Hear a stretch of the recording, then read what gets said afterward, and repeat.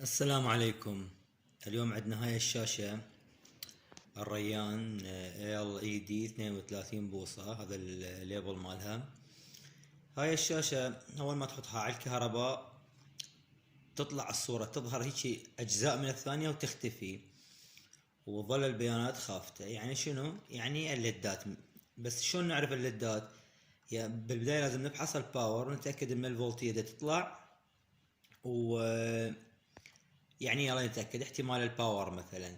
بس بما انه ترمش تظهر وتختفي، انا اتوقع القى مكثف منفوخ. انا يعني هسه فاتح الكفر، فاتحه تشوفوا هذا الكفر فاتحه. هذا راح اشيله. هاي الشاشة من الداخل. هذا الباور سبلاي، هم نقول 1 في 3. هذا الباور سبلاي، هاي منه، هاي المربع الصغير باور سبلاي. هاي عندنا السيستم المين بورد، هذا الصغير المين بورد، هذا كله المين بورد. وبنفس الوقت عندنا من المين بورد طالع الدرايفر ليد، منه تشغيل الليدات، هذا رايح للليدات. وهاي الليدات جوا تشوفوا هاي الشاشة. بعد شوف الليد منه طالع مسطرة بلاست يعني ألمنيوم، والظهر مو مثل كل مرة ألمنيوم أو شي، لا هذا ظهر بلاستيك وشاديلها مشتت حراري. النظام مال الباور نفس الشي، دخول الكهرباء، مكثفات للتنعيم يعني وملفات للفلترة، تفلتر الكهرباء ودخول الكهرباء، ارتفاع انخفاض مفاجئ. عندنا منا الاي سي شو اسمه الموسفيت. هذا الموسفيت هسه اشوف لكم اياه.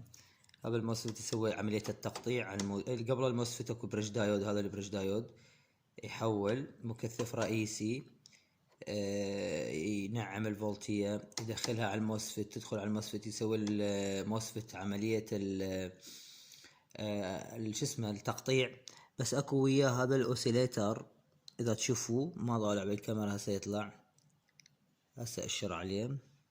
هذا الاوسيليتر هذا اي سي ناعم كلش، هسه راح يظهر بالكاميرا.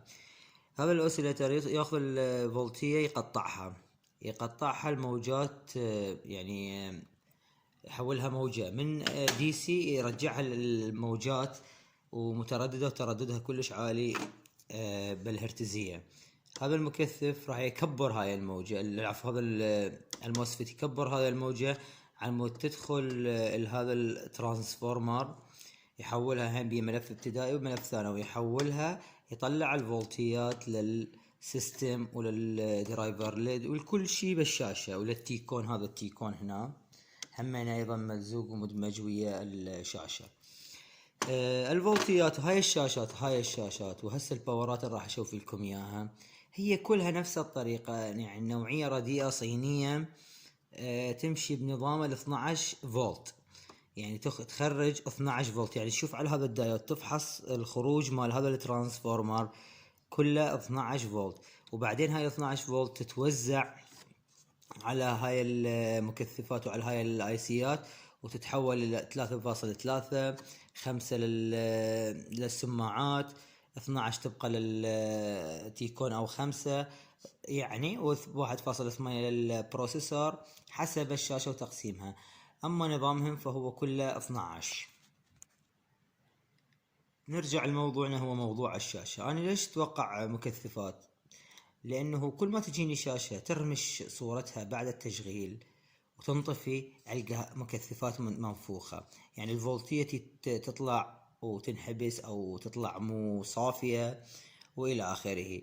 هذا المكثف اذا تشوفوا شلون منفوخ مقارنة بصفة، شوفوا اذا يطلع الانتفاخ بالكاميرا. هسه راح افتح الباور سبلاي وانزع هذا المكثف وابدل له مكثف، اشغل وافحص الفولتيات واشوف اذا ظلت المشكلة نفسها، معناها هذا المكثف مو بس السبب، ان الليدات هم بيها مشكلة، احتمال تالفات. خليكم يعني.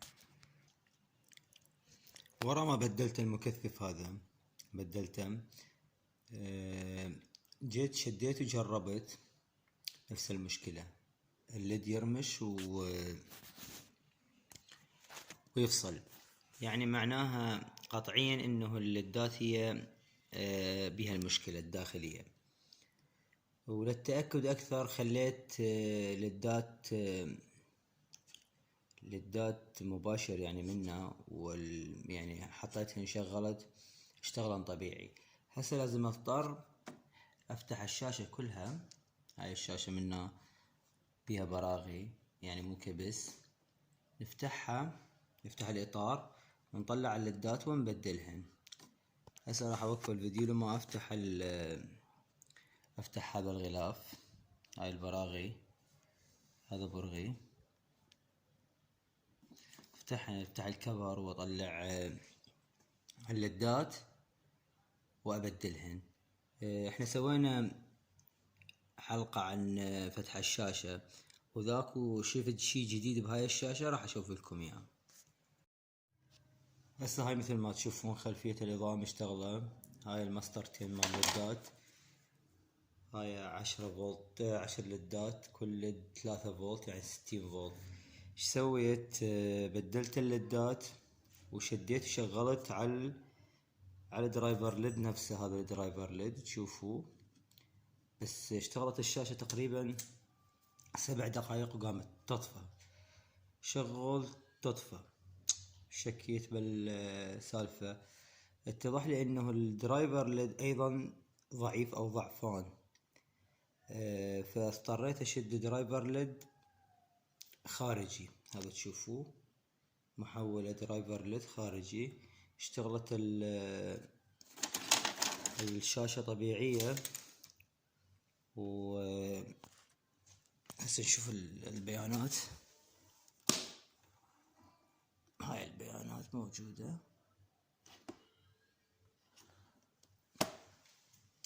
فهاي الدرايفر ليد